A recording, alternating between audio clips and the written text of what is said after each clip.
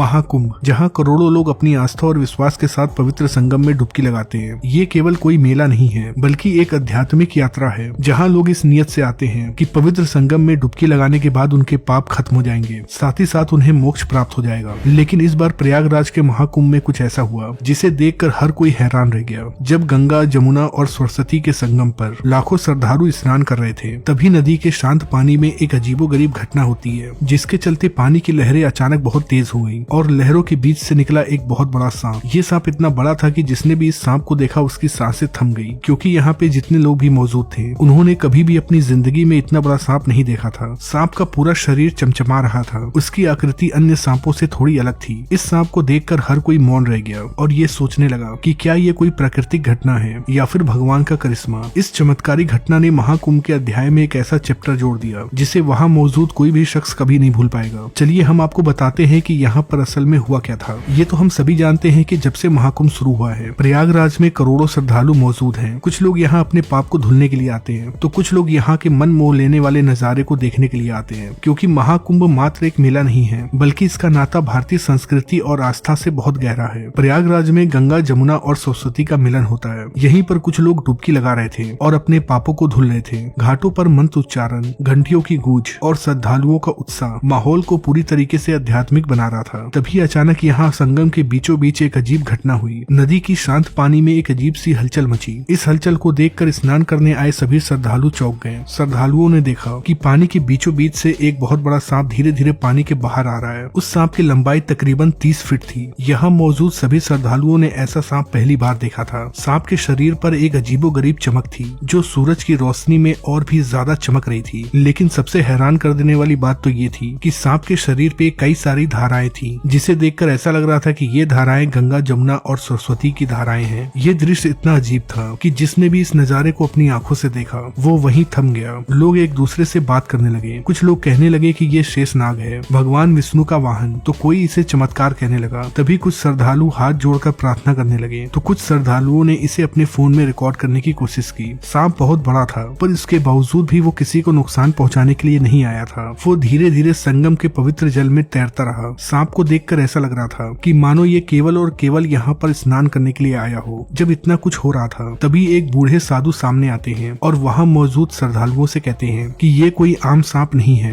ये भगवान का संदेश है। शायद ये हमें बता रहा है कि हमें प्रकृति का सम्मान करना चाहिए। भीड़ इस अद्भुत दृश्य को देखकर मंत्र मुक्त हो गई। सांप कुछ देर तक संगम के पानी में स्नान करता रहा और फिर धीरे धीरे पानी के अंदर चला गया। इस घटना ने पूरे महाकुंभ को एक नई दिशा दे दी। सांप के जाने के बाद श्रद्धालु इस बात पर बहस कर रहे थे कि आखिर ये सांप कौन था और कहां से आया था। लेकिन संगम के किनारे पर ऐसे बहुत सारे लोग थे जिनका मानना था कि ये कोई चमत्कार है। ये घटना न केवल उनके विश्वास को और मजबूत कर गई, बल्कि उन्हें ये भी बताया कि महाकुंभ जैसा पवित्र आयोजन किसी अदृश्य शक्ति का आशीर्वाद है। इस घटना ने महाकुंभ को हमेशा हमेशा के लिए यादगार बना दिया। लोग आज भी इस बारे में बात करते हैं। ये घटना हमें एहसास दिलाती है कि कभी कभी प्रकृति और भगवान कुछ ऐसा करते हैं जो हम इंसानों को बिल्कुल भी समझ में नहीं आता है। वैसे आपको क्या लगता है कि क्या ये एक दिव्य संदेश था या महज एक अनोखी प्राकृतिक घटना? अपनी राय कमेंट बॉक्स में लिखकर जरूर बताइएगा।